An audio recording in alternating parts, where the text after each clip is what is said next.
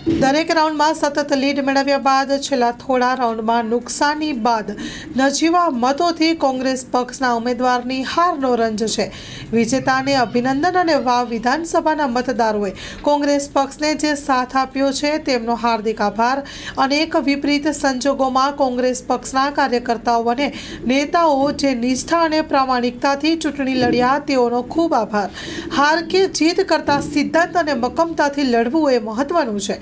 અનેક અયોગ્ય યુક્તિ અને પ્રયુક્તિઓ વચ્ચે ખૂબ જોરદાર ટક્કર કોંગ્રેસજનોએ આપી તેમને સલામ છે. નમસ્કાર. વાવ વિધાનસભાના તમામ મતદાતાઓએ પ્રેમ, આશીર્વાદ અને સહયોગ આપ્યો એ સૌનો ખૂબ હૃદયપૂર્વક આભાર માનું છું. સતત પહેલા રાઉન્ડથી કોંગ્રેસ પક્ષના ઉમેદવારની લીડ વધતી હતી. છેલ્લા થોડા રાઉન્ડમાં એ લીડ કપાઈ અને નજીવા મતોથી ભારતીય જનતા પાર્ટીના ઉમેદવાર જીત્યા છે. જીતેલા ઉમેદવારને મારા તરફથી અભિનંદન. અમે થોડા મતોથી ન જીતી શક્યા એનો રંજ જરૂર છે, પરંતુ હાર અને જીત એ લોકશાહીમાં થયા કરે. હાર અને જીત કરતા કેવા પ્રકારે અને કેવા સિદ્ધાંત સાથે ચૂંટણી લડ્યા એનું મહત્વ છે.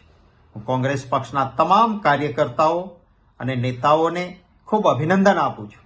હૃદયપૂર્વક આભાર માનું છું કે એક ટીમ કોંગ્રેસ તરીકે બધા સાથે મળીને વાવ વિધાનસભાની ચૂંટણીમાં સૌએ મહેનત કરી અને લોકોએ પણ તમામ જ્ઞાતિ, વર્ગ, જાતિના તરફથી પ્રેમ, સહયોગ અને આશીર્વાદ આપ્યા.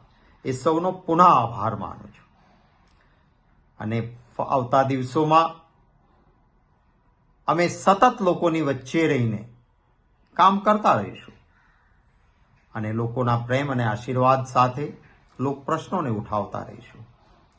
અનેક વિઘ્નો વચ્ચે, અનેક વિપરીત સંજોગો વચ્ચે સત્તા એ રાજ્યમાં વર્ષોથી જે પોલિટિકલ પાર્ટીની છે એમણે તમામ પ્રકારના પ્રયત્નો કર્યા. એમની સામે તાજા સાધનો, મર્યાદિત વસ્તુઓની વચ્ચે પણ કોંગ્રેસના કાર્યકર્તાઓ જે મજબૂતીથી વાવ વિધાનસભાની ચૂંટણી લડ્યા અને જે મતદાતાઓએ પણ અમારા પર વિશ્વાસ મૂક્યો એ સૌનો પુનઃ હૃદયપૂર્વક આભાર માનું છું. અનેક નેતાઓ અને કાર્યકર્તાઓએ રાત દિવસ મહેનત કરી છે. શામ, દામ, દંડ, ભેદ સામે હોય એના સામે નિષ્ઠા અને પ્રમાણિકતાથી ડગ્યા વગર બધાએ મહેનત કરી છે. એ સૌનો પણ ખૂબ હૃદયપૂર્વક આભાર માનું છું. ગુલઝાર મુસ્તફા સાર્વજનિક ટ્રસ્ટ આયોજિત 13મી સમૂહ સાદી. આથી આપને જણાવતા ખુશી થાય છે કે દર વર્ષની જેમ આ વર્ષે પણ ઇન્શાઅલ્લાહ સમૂહ સાદીનું આયોજન કરેલ છે, જેના ફોર્મ ભરવાનું ચાલુ થઈ ગયેલ છે. સમૂહ સાદીના ફોર્મ છેલ્લે તારીખ 10/12/2024 સુધી સ્વીકારવામાં આવશે.